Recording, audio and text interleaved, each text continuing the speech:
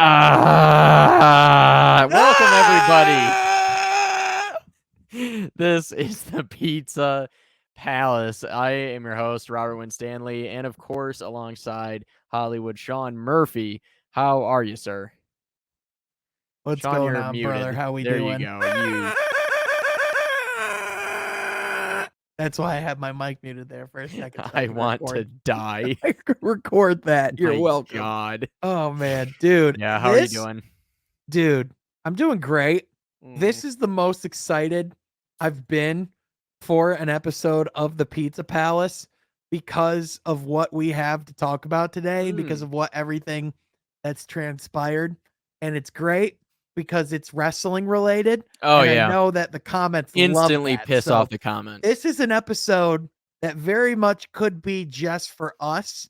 And I know that there will be other viewers out there that'll enjoy it. And listen, I don't give a shit because this is interesting to me. This is interesting to Robert. Well, and there's going to be a ton of other stuff too. So, I mean, well, yeah, there's going to be other stuff too. But listen, man, Vince McMahon unexpectedly retired in this freaking huge scheme and like all these allegations. And apparently this bombshell report is like in the midst that has damning, like damning details about him that is about to really showcase how bad this all is. Like, you and I have joked around that like the only way Vince McMahon is going to ever go down is like some fucking crazy way. Yeah, well, and they would have to have a lot of proof. And the big thing for me that immediately was the writing on the wall was you can get away with a lot of stupid shit when it comes to morality and stuff like that or whatever. But the second you start messing with stockholders and, all that kind of stuff, that's when America comes down on you, because America doesn't care about morals. They care about money. It's when the moral shortcomings show up in the books as well. In the money. Is when, exactly. If he was paying for it himself, it would have been like, I mean, he's still not a great guy, but like, technically there's not much we can do about it, Right. But once it was found out that it was secretly coming from the company itself, it's like, well, now you're scamming the stockholders in a way, so it's like not great. Yeah, well, and it's funny because literally 2 weeks ago we were talking about how this guy was like on temporary leave but was still head of creative, how he went out during the show and was like pretty much like, I ain't going anywhere. And then like a week later, he's like, well, 77, I'm gone. Time to retire. Like tweeted like literally like, oh, at my age, natural time for me to retire. This has been in the plans all along. And it's like, that's how you know that it's bad. When Vince McMahon, of all people, recognizes that his best play is to relinquish power now before he apparently is probably going to be in handcuffs. So, I mean, that would be, I mean, for what we know right now, I mean, I don't know if he would go to jail or what, but he I have a lot of doubt that he'll ever go to jail, apparently but I think he'll used be in his personal funds and disguised them as severance pay to pay off specific women that were either employees of WWE or were wrestlers at WWE. And apparently it was either incidents of Vince himself or John Laurinaitis. Apparently there would supposedly be victims that they would quote unquote pass along to each other. So sick. But ultimately I think what really came out of this really dark situation is, for one, I think a better culture for the company going forward with Stephanie McMahon, Nick Khan, co-CEOs. I mean, we don't know about, Nick Khan, we don't really know much about him other than like his business past. And I know he was like Vince's right-hand man when he came in, but the more important thing to me and the more exciting thing to me is Triple H being back in his role as executive vice president of talent operations and specifically also being the new head of WWE Creative, which not only means that he gets to take over NXT again, Yes. which is a great thing, but he also will now be overseeing creative of Monday Night Raw, of Friday Night SmackDown, of all WWE creative. And he's never And been in charge of that, right? It's only ever been NXT, yeah, he's really only ever been in charge of NXT. which was Otherwise, great. Vince for the large part has had a stranglehold over creative. Like even though he's had like obviously he's had showrunners Yeah. or like GMs in the past, Vince It's just ultimately was the Vince. head of Yeah. creative. So, I Which mean, means now that Triple H is the creative guy or whatever, I suspect that this Saturday he will be walking out with this belt around his waist. dude, you know what? You know what's funny? I've been watching a lot of content and like reading a lot of reports, and Sure. like the number one thing that came out of like what to expect, like the number one thing people in WWE expect out of this new creative direction, Yeah. and they're like, well, the number one thing is going to be someone who remembers what has and hasn't been done before. So, Yes. like, specifically, people are like, yeah, like, we won't have as many reports that are getting or stories that are getting repeated. Like, which is crazy because it's like you tune It in. happens so much that it's ridiculous. Dude, I tuned into like a random like it's funny because literally like in the Vince era, like I tuned in like on like a random pay-per-view and I Mhm. saw Rey Mysterio had a match against I think it was The Miz or it might have been Austin Theory, but the Jesus entire Christ. story was he took his mask off. Oh yeah, I know. How many times is that going to be Ray's thing? Dude, like if I had $1 for every pay-per-view story Uh that has been, oh no, someone took off Rey Mysterio's mask. yeah. That's an Or stole honor his and kid. respect thing because he's a Yeah. luchador. It's Because that's bizarre. honor and respect.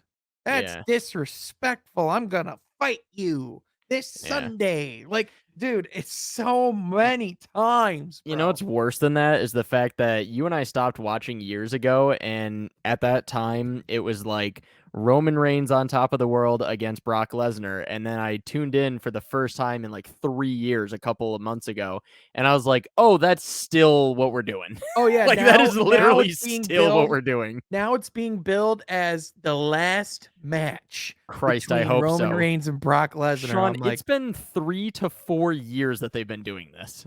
dude, Like and that is ridiculous. How does anyone watch it? It's so and bad. but in all seriousness though, the other exciting things Mm, is the prospects of what this means for the NXT stars that are yeah. on the main roster. I mean, guys like Mhm. Finn Balor, guys like Tommaso Ciampa, guys like Johnny Gargano, who originally left the company. Now this could very much open the doors for him to return. Bray Wyatt is someone that Hunter very much believed in, so that opens the doors Agreed. for Bray Wyatt as well. Reportedly, they're also going to try to reconcile the relationship with Naomi and Sasha now that Vince is retired. Please.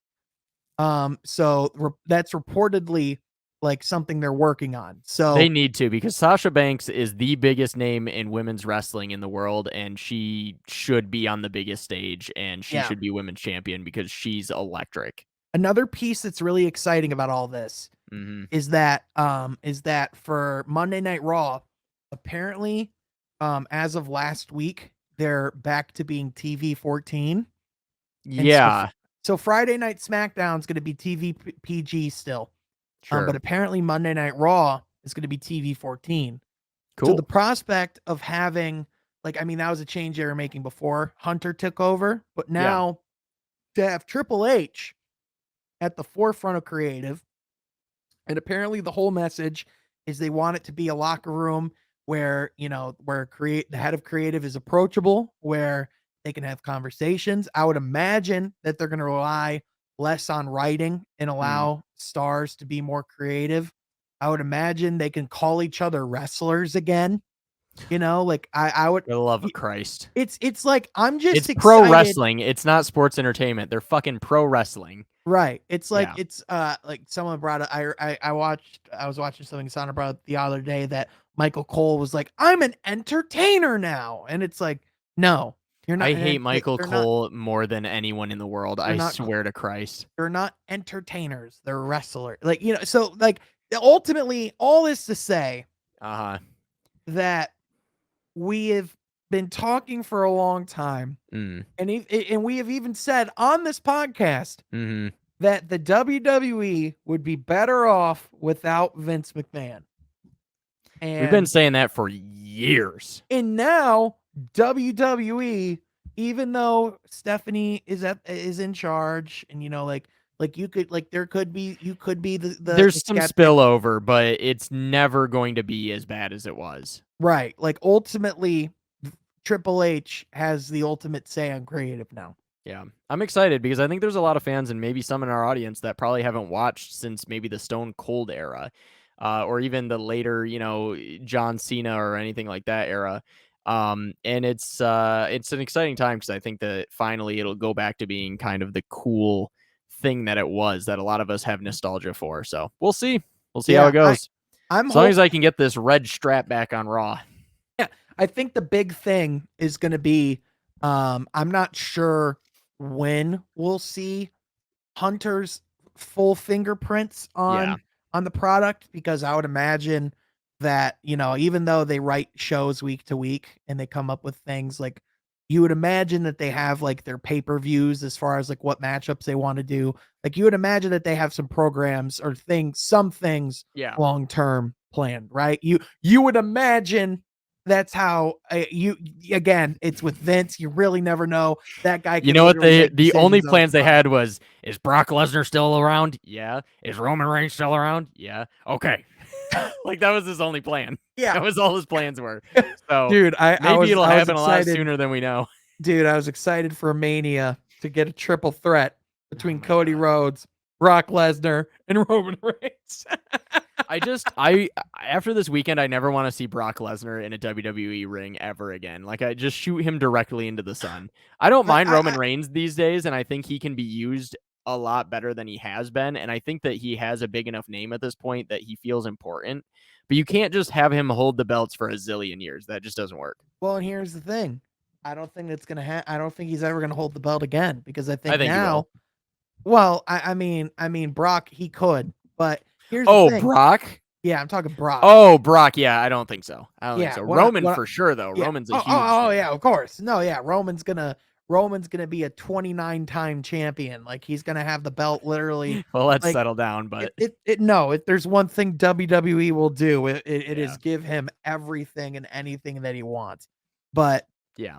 the ultimate thing though is I think now you have someone at the helm who at the very least said, like, what we know is that he was the one that had the blueprint and the vision of how the developmental can transition into the main roster, right? And Yeah. so instead of having someone at the helm that just didn't understand the stars that were there, like literally even Tommaso Ciampa, like he just started on the main roster and now he's a heel that's currently like the Miz's lackey for whatever reason. Like Vince just doesn't Neat. like yeah, like he just doesn't get people, right? So Yeah. now having someone like Triple H who has seen him throughout his entire career, knows what character success, even Finn Balor. Like Vince didn't get Finn Balor. Yeah, clearly, because he's still been shit ever since he lost the belt. Yeah. Well, Yeah. now his mentor, his top guy, is the guy who made who with him built NXT, is Mm, in charge. good. So, I mean, yeah, I mean it's hard to not I'm be excited excited, about man. that. Yeah, the only thing I want, and I've been wanting it for what is it now, Ben? Probably 3, maybe even 4 years. Whenever the fuck it was that this was introduced, I have literally, since he ripped his shoulder, all I want is Finn Balor to hold this stupid belt on Monday Night Raw and to be the champion and have a great match at WrestleMania as the Demon with the red belt. That Get is the all I title run want. that he deserves. That's all I want. is for him to have this stupid belt with the stupid face paint. Is that so hard to ask for? Yes. Apparently so. Well, but Robert, don't you know he's part of the whatever faction he's part of now? Oh my god, I can't. Him versus like Rey Mysterio and their dumb little lackey. I want to. Oh my god, I want to put scissors in my throat. I can't do it. Yeah, Raw's been rough to watch because every time I see Finn Balor in these dumbass uniforms with stupid characters, oh my god. Anyways, it's just pissing me off talking about it, so I'm gonna move on. I watched this last week just because I knew it was Triple H. I saw that you have it taped, so I'm gonna watch it, but I haven't done it yet. Usually, I watch it taped. I will say, you could tell that it wasn't Vince running the show, just from the sole fact that like the pacing made sense and like they did shots that like they haven't really like. At least they've done things that I haven't seen them do before. The pacing like they started the show abruptly with Logan Paul and The Miz having a brawl. Oh, I forgot Logan Paul's there. God damn it. Yeah, he will be fighting at SummerSlam, and it's kind of crazy that I like him as a wrestler because he fits WWE. He really does. That's the thing. I like having Pat McAfee there, but I'm gonna move on because I think our audience is ready to kill themselves, and also so am I. Because I just started to think about Finn Balor not being the demon, and I just wanted to dive off a bridge because I'm just so over it. Speaking of legality, Brittany Griner is still trapped in Russia, and now Joseph Robinette Brandon has made an offer. Has made an offer to Robinette Brandon. Joe Brandon is Joe Byron. He's Joe Byron. Byron has made an offer to Russia for some Russian prisoner or some shit. And then we would get back Brittany and some other guy. It's hilarious because someone made a funny comment because ESPN alerted them this, and it looked like it was like a trade deadline thing. Like America trades this guy for Brittany Griner. And dude, I was like, God damn it. I've seen so many things that have said America trades Brittany Griner for a conditional 2024 first round. I'm just like, dude, it's like it's so like not cool because like she's like in a really scary situation, but it is objectively funny. Like, but like the jokes are funny, but it's like one of those things where it's like, okay, it'd be more funny if she was safe by now. Yeah, it's like one of those. It's one of those things where I would feel a little more comfortable laughing if I knew that she was actually safe. Because I know that's my thing. I'm like, because people don't understand. Like she's in Russia. Like, in theory, they could literally they could just decide to do whatever they want with her at any given time. It's Russia. We don't know. Well, and I have a question. Not that like. The reason I'm asking is because of Russian law and stuff like that. Or whatever. Is Brittany Griner gay or straight? Like, do we know? Yeah, so she has a wife. Okay, so in Russia, I imagine that that's not exactly their favorite because I know in Russia it's a little sketchy. I think primarily the big piece is that she's a prominent figure. No, obviously. But I'm just saying, like, she's probably not getting treated super well because she's a minority. She's, a lesbian. She's American. She's, all of these things. It's like she has so many things that Russia or the Russian government, I should say, not Russian people necessarily, but the Russian government is kind of anti all of those things. So, like, it's a really scary situation. It really is. Why is she there in the first place? So, the reason why she was there is because a lot of WNBA players in the off season, in order to essentially boost their income, a lot of players actually make their money by playing overseas in the off season. So Brittany Griner, like for example, like she might make she could make like $5 million or like $6 million for a year to go play in Russia. Wow. And then like come to the United States and make $4,000.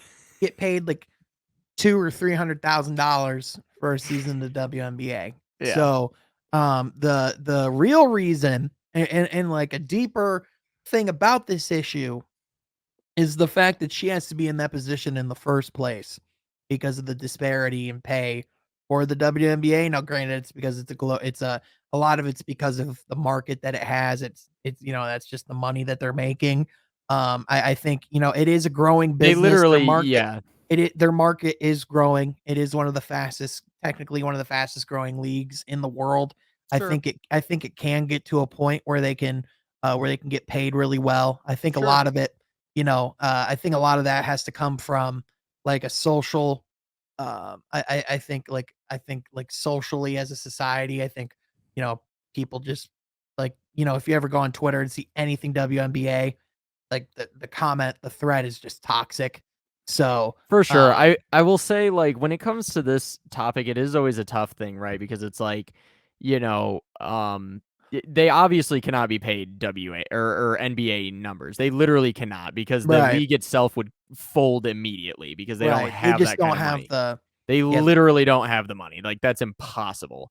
right. And they're not earning that kind of money. It just is what it is. Now, the thing is that yes, some of it is society in the sense of like, guys don't watch it the same ways that they do men's sports and whatever.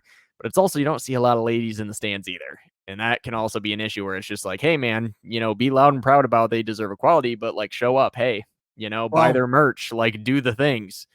and a And lot of like you it said, it's growing. It is yeah. growing. Well, But a lot of it even starts with like, I think it's a deeper conversation. I think a lot of it even starts with like media. It's like a lot of these, yeah, networks are about like equity and equality and showing and spotlighting these programs, but like yet they're what are they talking about more in July? NBA free agency or WNBA games? right. Think about it. Like literally they have I don't even know highlights. where to watch half their games.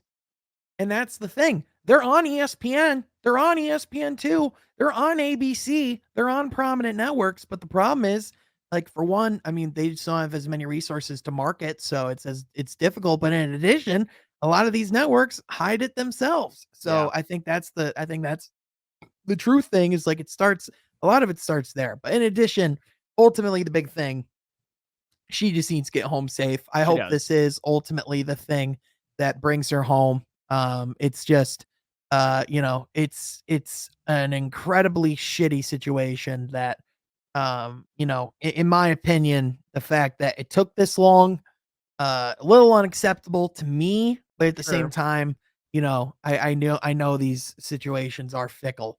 Well, So, it's yeah, it's not cut and dry. So I would say, I don't really hold that against them too much. My thing, and of course not to like, I guess victim blame or whatever, but I'm just kind of like, maybe wasn't the right call to go to Russia in the first place, knowing that like we've already seen all the Ukrainian shit go down like before she even went there, didn't she?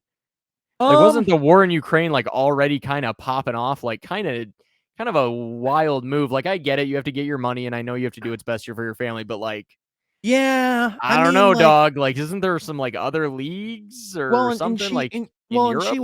and she was saying, like, and, like, they've even talked about how this was, like, they were even talking about beforehand that she didn't wanna go just because Right. she didn't like going overseas for that anyway, but, like, a lot of it unfortunately is, like, you go where the money is, and a lot of the money is in Russia and, like, some of You take these, that like, you're risk. yeah, so, and listen, it's like, I'm not sure when the league started, I'm not sure when the actual rumblings of the war started, so it's tough to tell, but, I mean, ultimately, it's clear that what's going on right now is clearly, like, she's clearly being used as a political pawn, it's just like, Oh, no well shit.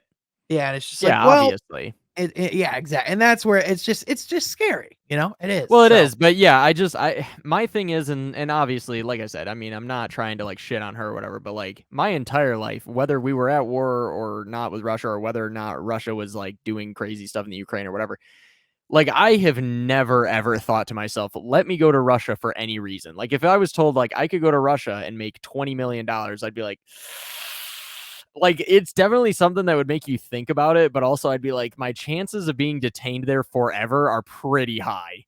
So Yeah, I'm like, but I don't yeah, know. I mean, I'm sure Don't think I'd make going that move. forward, this will close the door Oh for yeah, people going over there, but, for like most people. I mean, even like you look at seriously, like 2 years ago, Artemi Panarin of the New York Rangers, they were trying to make up a bunch of bullshit stories about him to get him deported over to Russia. And they were threatening his family and doing all sorts of heinous things, because he said negative things about Putin. They didn't like it and they wanted to bring him home and arrest him. yeah. And so it's like, this is nothing new, and Russia's been doing wild stuff like this for a while. So I'm like, I get it, man. You got to make your money and that kind of thing. But I really hope that athletes, and especially in the NHL as well, which can be even scarier than this situation, because a lot of these guys are from Russia. So their whole family and lineage is there. And so it's like, that's even worse, where it's like you might have escaped, but now it's like your whole family's stuck there and this and that. Like, it's just such a crazy situation for a lot of people and a lot of athletes. Yeah. It's tough because it's like you always want to focus on the game and this, that, whatever. But it's like, those guys dealing with Russia and now her being stuck in Russia, as well as, baseball players going back to, Venezuela or, stuff like that. Like there's a lot of scary situations back home for some of these players. And it's always one of those things where it's easy for us on some level and easy for me, as I'm saying here. Like, I wouldn't go to Russia. For some of them, they don't really have the choice. Griner technically had the choice, but some of them straight up don't have the choice. And it's a situation that I could never understand. And I don't know what America can do about it or what the leagues themselves can do about it, but I feel like we should do a better job in general of protecting players and their associated families from these dangerous situations. It's just, it feels like the right thing to do, especially for star players. Not that they should get special treatment, but a guy like Artemi Panarin, it's kind of like he's the cornerstone of the New York Rangers. The Rangers should probably do everything in their power to Well, make sure that he and his family are safe. well, and the tricky thing is, like, generally speaking, and like, I'm not justified, like, generally speaking, whenever they do go to these countries, a lot of the times they do generally get a lot of special treatment and they do get treated because, like, there is just a little bit of a different, like, they like women's basketball is more of a respected thing over there, and that's why there's more money in it as well. So I think, generally speaking, I think Brittany Griner is kind of getting like treated, getting special treatment, and generally is safe there, like, Sure. in normal circ, but, like, obviously, this is a whole different thing. So I think it's just such a I think it's such a specific situation in such a particular nightmarish war political climate Yeah. that we're in, that There's it's too many just facets to it for sure. yeah, there's just so many particular things about this incident in general that makes it screwed up. But, Yeah. just hope she gets home, man. That's really the Agreed. big thing. Agreed. Yeah, and I think similarly with the WNBA and the whole like wage gap per se and stuff like that. I think there's too many layers to it. It's very it's a way oversimplification to say like, oh, they deserve better. It's like, well, sure, but like, I It's mean, the like NHL makes a shitload less than the NFL and the MLB, and it's like, I'm not standing up going like the NHL deserves, a right, but pay. I I'm think like, it's again I think again, it's like it's a not just I think it's like you said, it's not just a gray, it's like a yes, it is true that the inequality there is bad, but the way that needs to start is it's not just the solution is, "All right, well, then pay them more." It's like, "Nope, we have to start with you have to earn more. building the game, building the league, building the foundations," and really it starts with, it really just starts with the league-wide operations and how they're being treated in the media world. Like, truly, there has to be an embraced, and a lot of it, even in my opinion, I think a lot of it's on the NBA itself to help and market and bring the value to it. And I Sure. think a lot of NBA players are doing a good job of showing up to games and being fans of the players, but I think there can always Well, be more of that. for sure, for sure. I will say, and I enjoy the WNBA and I enjoy it on the video game and stuff like that.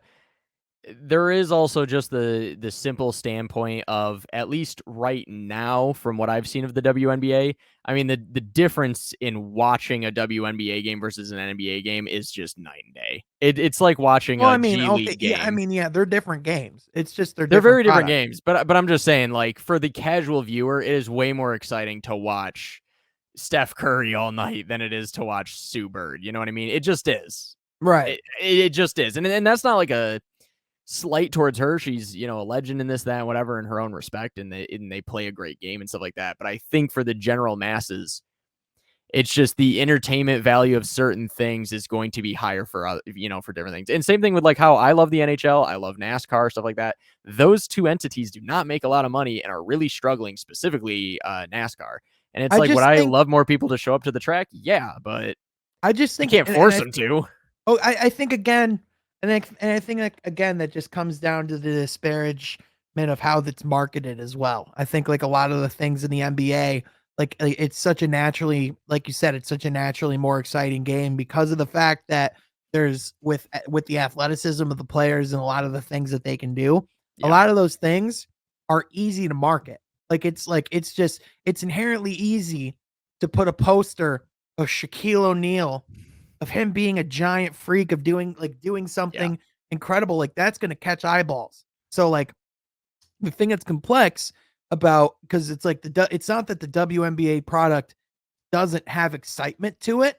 It's just that Right. it's not as apparent to the human eye, or it's not as quick to capture to the human eye. So it's like you have to like the marketing has to be top notch, and you have to Sure. showcase because it's like you could you can show these players doing like step back, you can show these players like for shooting from range. Like there are like a lot of players like specifically I'm thinking of she plays for the Vegas Aces. Asia Wilson.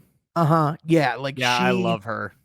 like no, Kelsey Plume. Oh Kelsey Plume. yeah, yeah. She's She is a also badass, yeah, man. yeah. Like she's very reminiscent to like James Harden with how she controls the game, but she has this intensity to herself and how she carries herself. And the Aces are just awesome. The And Aces are awesome. I yeah, just they're got an 20 Aces and hat the 8. other day. Yeah, they're 20 and 8. Like they're like dominant. So I think it's like Not I enough think to win a championship yet, pissing me off for 5 years now. well well Robert, it's Win I a think goddamn championship already. They're pissing me off. yeah, you really have you've really held on for so long here. Well, You've I get it, but I'm just saying, like, god dang it. It's just like every year it's like, oh my god, they're either in the championship or they're right before the championship and then they lose and I'm so pissed because I'm like, come on, we can but do this. but again, it's like, you talk about the disparagement. Like, I mean, like here's the root of some of the problems. You look at where these games are being televised, for example. Hmm. I go on here. It's like, all right, next two games are on NBA TV. That's fine. That's national television. Uh, next game, Facebook. Next game, ESPN3. Dude, ain't nobody's watching shit on Facebook. Dude, that's exactly the problem, though. Like, I mean, granted, it's free, First of all, and it should all be on ESPN Plus. Every single game should be on ESPN Plus. It just should be. Every single game for every single team. Because here's the other part: is there's not even that many WNBA teams. We don't even have one. We well, used did to, you one of the know? most successful. But Did like, you if I want know? to watch the Aces, why can I not watch the Aces reliably every game when they're the best team or second best team in the league? Like that makes no sense. Well, did you know the WNBA has League Pass? I do, but I'm not paying for that. Are you insane? Like, I get it, but like, I'm not fucking paying for that. Are you crazy? Well, you know what's crazy? And again, here's the true disparagement here. Uh, Guess how much League Pass WNBA League Pass is for an entire season? oh, it's not much, isn't it? Like $30. Yeah, $25. Is it 25? They charge $25 a month for NBA League Pass. Yeah, They and it's charge you 25 for the whole season. $25 flat for WNBA League. I mean, that's just That is actually a really good deal. I could see myself maybe actually paying that, so I'm a little now bit of a dick. now it's currently $15 for the rest of the season. Like Oh, is that's it literally really? yeah, like that's where it's You know at. what? Like so like I I mean, feel like a dick for assuming. I thought it was gonna be like 50 or more actually, And so I was like, well, I'm not gonna pay for that, like first of all, in my defense, I don't even pay for League Pass for the actual NBA, let alone the WNBA. So like, and again, that sounds really mean and pejorative. I like the WNBA, for fuck's sake. I root for the fuck you. Anyways, the point is that like, well, it's like you're digging yourself in this hole that no one I know. put you Well, in, and it's like I know how it comes off. You're trying to justify. No one's accusing you of anything. You're listen. like, I know how I'm it comes off though, because people get really defensive about the WNBA, and everyone fucking pulls their. Well, but like my ultimate point with that wasn't even to say oh, it's how cheap it is or how no one's buying League Pass. It's just no one. They don't market it. No one. They don't talk about That's it. That's easily affordable for anybody to get it, and all Yeah. these people who post about that there's a wage gap in this and that. Go spend $25 and fucking support it then, asshole. Or $15 now. Or $15 now. It's like, come on, whatever. Well, I mean, and even then, it's like the season's not like, it's like that they still need to get more teams. They still need to be in more markets, and even then, the markets themselves need to be more involved and do more stuff. They just need more, like they just need more time, because like people forget. People forget it's a really young league. Like the NBA, we just got to the 75th season, right? The WNBA started in 1996. Speaking of which, can you Google this for me? When did the MLS start? Because actually, that is the perfect comparison. If you want to talk about how WNBA players have it unfair and that people don't watch it and blah, blah, blah, whatever. Major League Soccer, there's passionate fans, but if you ask the general public, they're going to sit there and go, nobody gives a shit about MLS. Nobody cares about American soccer, blah, blah, blah, whatever. And they're kind of right when it comes to like the larger public sentiment. Like, who won the MLS championship last year, Sean? I don't care. Exactly. Most Americans don't. I mean, I know it was the New York City Football Club. I think they're just NYCFC. And I'm hoping this year it'll be LAFC, since that's the team I root for. And they don't have a lot of star players. They just don't. Like, the best things that they've had is David Beckham went to the LA Galaxy years ago for a little bit there. Wayne Rooney was on DC United, which was awesome, and he's like the greatest ever. And he's now their head coach, which is fucking awesome. But like, nobody cares about MLS. I know this pod's never on topic, but I feel like we are way off topic. No, we're not though, because my point is that I'm like, it doesn't necessarily have to do, because like everyone says that like, oh, the WNBA is treated worse because it's women.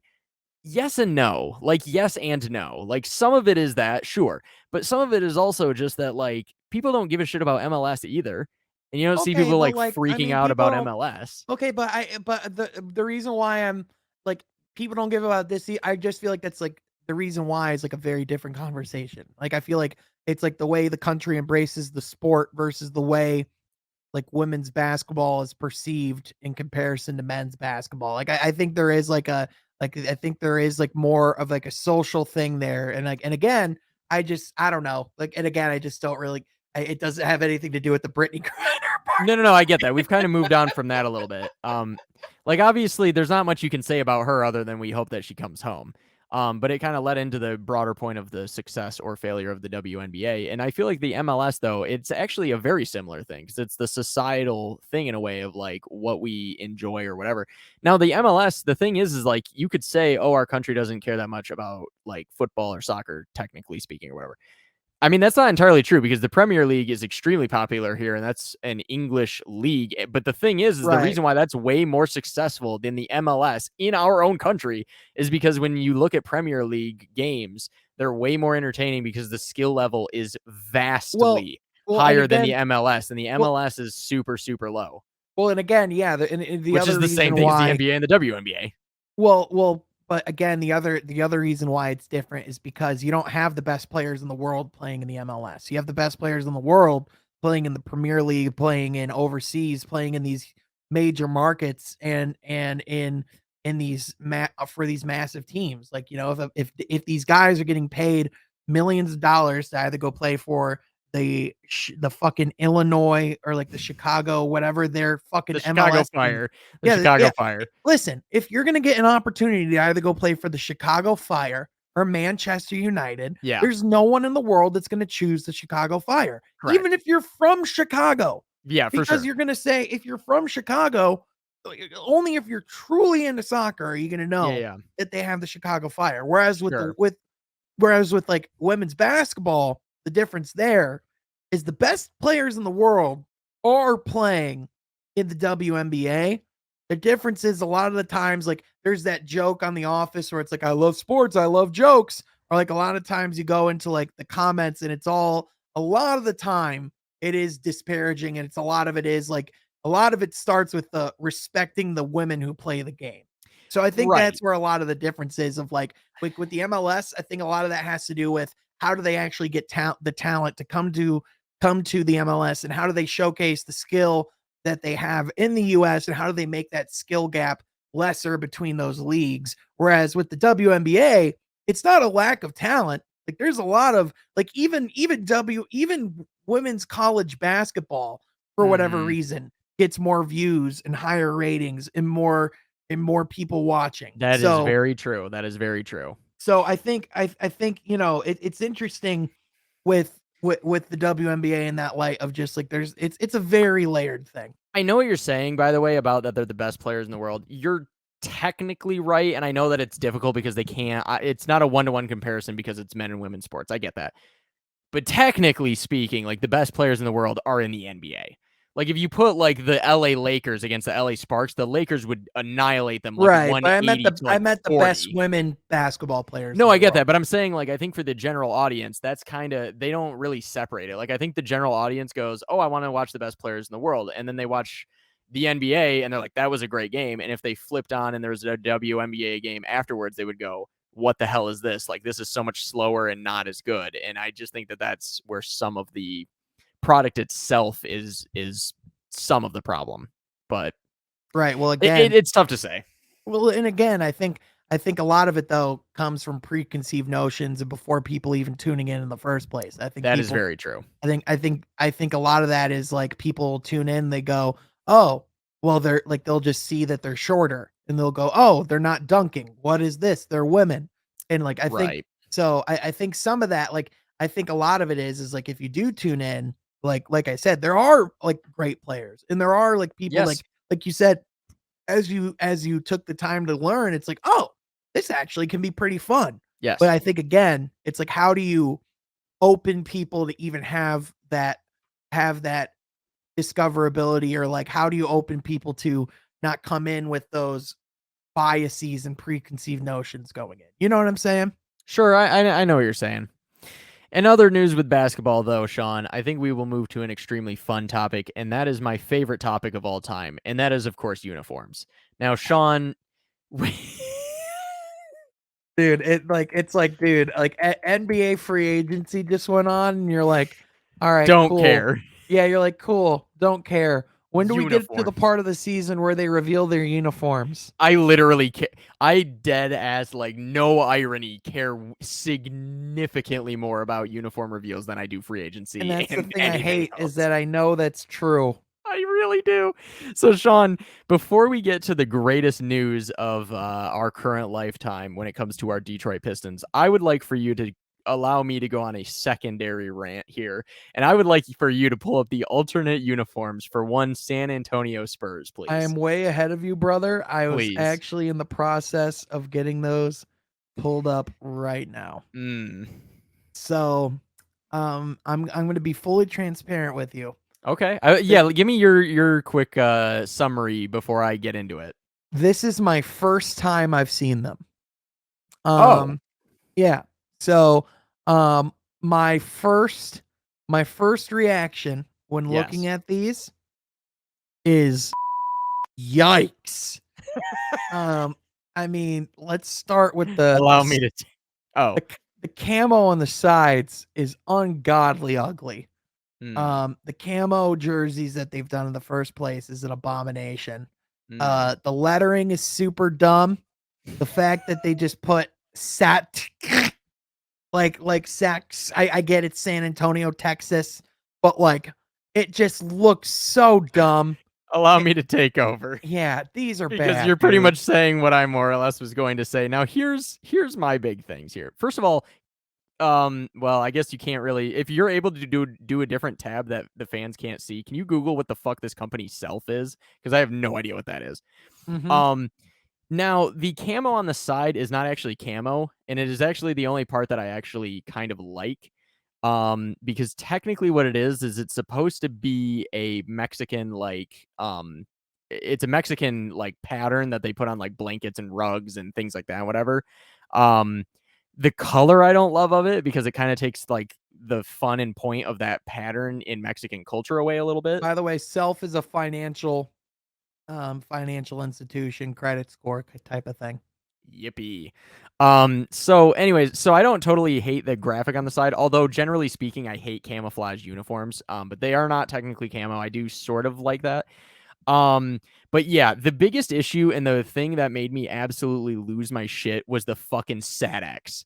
It is so buns, man. It is very close to being as bad as the Sack Town that I, legendarily hate from the Sacramento Now, Kings. now hold on, Robert. There's other uniforms we haven't talked about. Let's see them. The Please pull them Cleveland up for me. Cavaliers came out with their new uniform.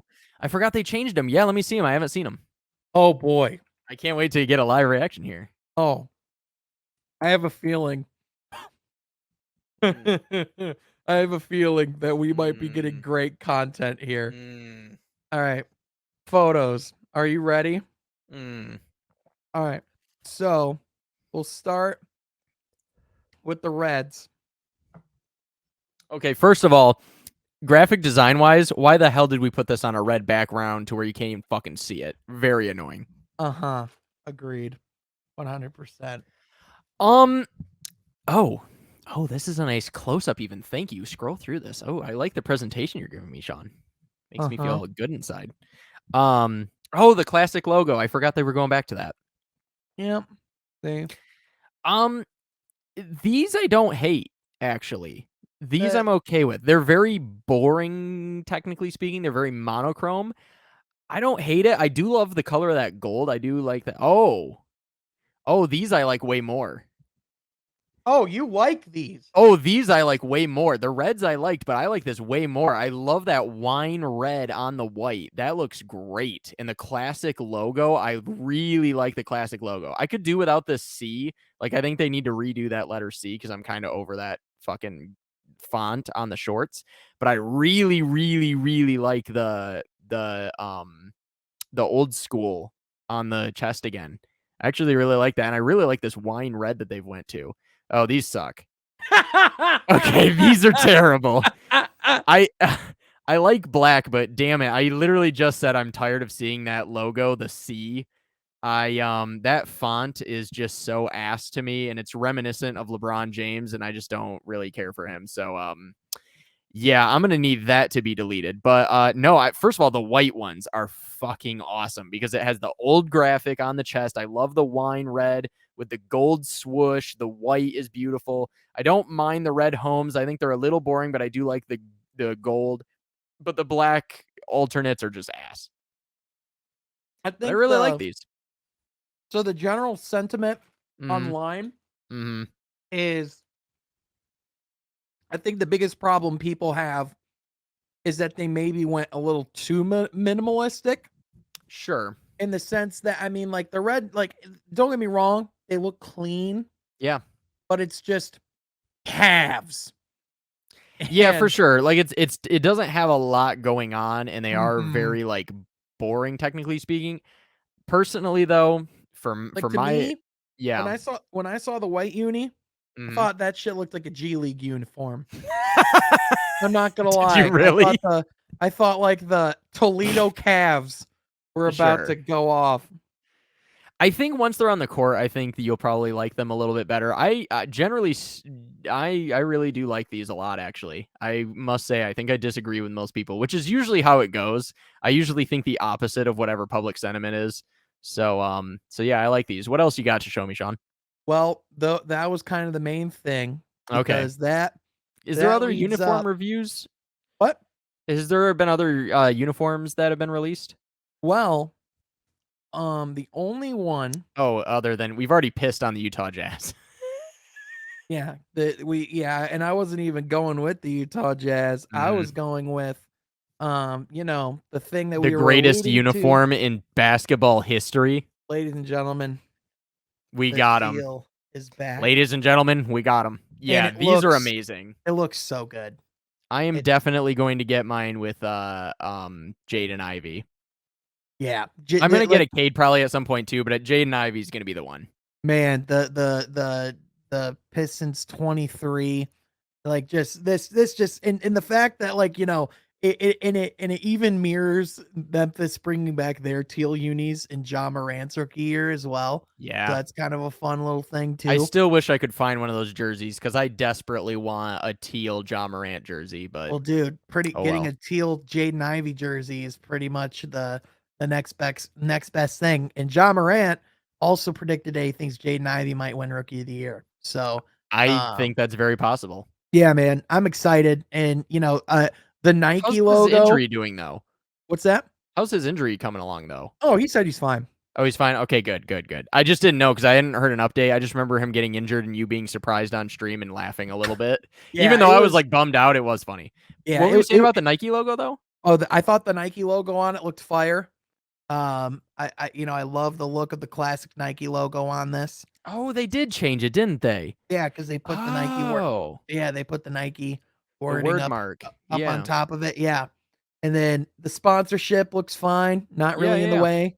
Yeah, And no, then they always blend it really well. yeah, and then the horse, dude. And then they just went with, if it ain't broke, Don't don't fix it. fix it. Thank And they God. just kept it the way it needed to be. And Yeah. it almost looks brighter. And maybe that's just like the high I think it's the quality. lighting. I think it's just HD television, like, quality, actually being able to see the teal come through. Yeah, man. I It's think it'll just be different on the court a little bit, and in person and stuff because this looks like it could be a lot of lighting going on. But this no, capped off a really exciting off season for the Pistons, oh and yeah. I'm excited to see the court design for Oh my this. God, can you imagine, dude, the flaming horse in the center? Oh my Lord, dude. Yeah, man.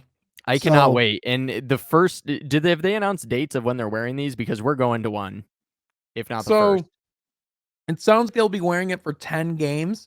Okay. They haven't announced what 10 games yet. But When you we're find out, buy us tickets to the first one. oh yeah, well, I'm gonna try to go to all 10 of them. Like, That that's makes like a sense. if they're all like in Detroit, like, I gotta be there for that. Oh shit. So some breaking news in speaking of uniforms, and this is actually a really, really big deal and scares me a lot. Breaking news, Adidas will not be returning as the NHL's official supplier of uniforms and apparel when their contracts expire in 2023. Multiple Congrats to sources Nike. confirmed to ESPN. Yeah, that's what scares me because honestly, I hate Nike. I really, not like the company, but like what they've done to a lot of these leagues has really, really, really bothered me. Um, I think they've done a lot of good.